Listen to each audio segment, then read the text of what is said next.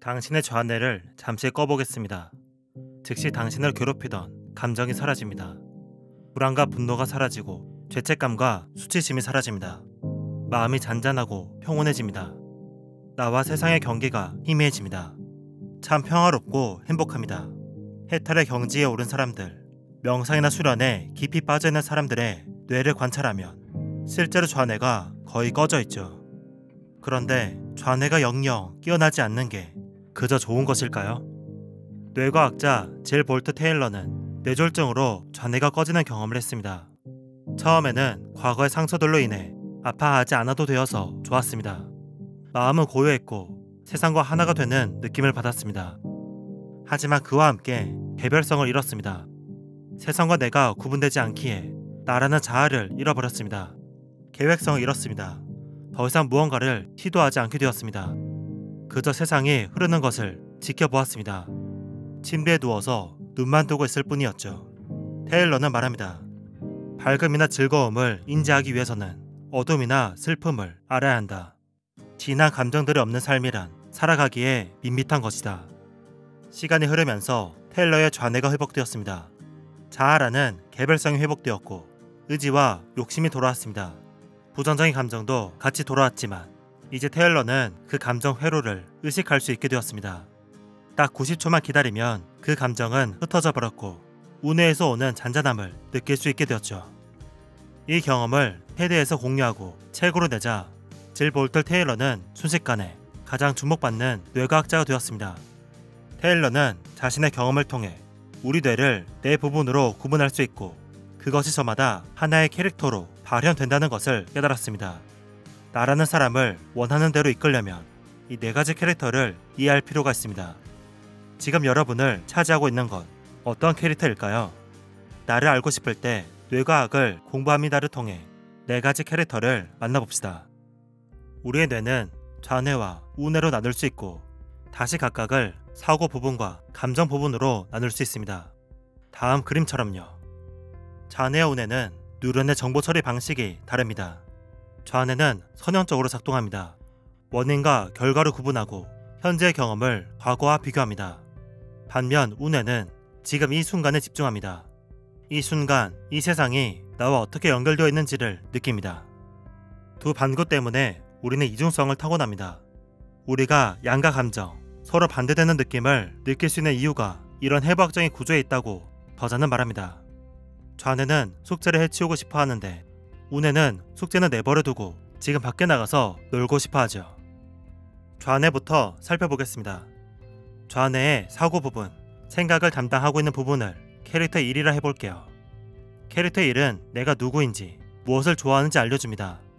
정체성을 유지할 수 있게 해주죠. 나에게 개별성을 줘서 세상과 구별하게 해주는 것이 캐릭터 1입니다. 캐릭터 1은 목표와 계획을 세웁니다. 아침에 일어나면 그날 하루를 해치워야 할 대상으로 봅니다. 성과를 끊임없이 타인과 비교하면서 하루하루를 효율적으로 보내려고 하죠. 캐릭터 1은 세상을 생존하기 위해서는 자원이 필요하다고 생각합니다. 자원을 많이 획득하는 것이 성공이라 생각하죠. 이는 좌뇌의 감정 부분인 캐릭터 2가 영향을 끼치기 때문입니다. 캐릭터 2는 걱정과 불안의 캐릭터입니다. 좌뇌에 있기에 선형적으로 반응합니다. 현재 받아들이고 있는 정보를 과거와 비교하면서 위험 신호가 포착되면 온갖 감정을 통해 경고합니다. 투덜거리고 화를 내고 죄책감과 수치심을 느끼죠. 캐릭터 2는 세상을 비관적으로 보고 무언가 부족해지면 그것이 채워질 때까지 집착합니다. 끝도 없이 더 가지려고 갈망하고 불만족을 느끼면 짜증을 냅니다. 세상이 나를 인정하지 않는 것 같다면, 내가 무가치하다고 느낄 때면 캐릭터 2가 마음을 차지하고 있는 겁니다. 어떤 사람이 나한테 공격적으로 굴고 있다면 우리는 상대의 캐릭터 2와 맞서고 있는 거죠. 캐릭터 2 때문에 우리는 스트레스를 받습니다. 불안하고 두렵고 고통스럽습니다. 캐릭터 2가 마음을 뒤흔들고 있다면 그때가 다른 캐릭터를 불러야 할 때입니다. 캐릭터 2가 과거와 현재를 비교하면서 위협을 판단한다면 우뇌에 있는 감정형 캐릭터 3은 지금 이 순간에 느껴지는 감각에 집중합니다. 캐릭터 3이 느끼는 감정은 설명하기 조금 어렵습니다. 경험적 차원의 느낌이기 때문입니다. 해가 따뜻하게 얼굴에 쏟아질 때의 느낌, 어둑어둑한 밤, 산의 그림자가 서서히 늘어날 때의 느낌 같은 것입니다. 일몰에서 느껴지는 경외심, 내가 우주 속에 먼지 한 톨같이 느껴지는 감각입니다. 예술가는 이런 감각을 창조적으로 이용합니다. 몰입하면서 자신의 감각을 그림으로, 음악으로, 글로 표현하죠. 캐릭터 3은 나와 세상이 연결되어 있다는 것을 느낍니다. 경외심과 감사함이 섞인 묘한 경험을 하죠. 캐릭터 3은 충동적으로 행동해 문제를 만들기도 합니다. 생각 없이 느끼는 대로 행동하기 때문이죠. 말로 무언가를 전하기보다 바로 행동에 옮기는 것이 캐릭터 3입니다. 마지막으로 운의 사고형 캐릭터 4는 세상과 하나가 되어 의식하는 부분입니다.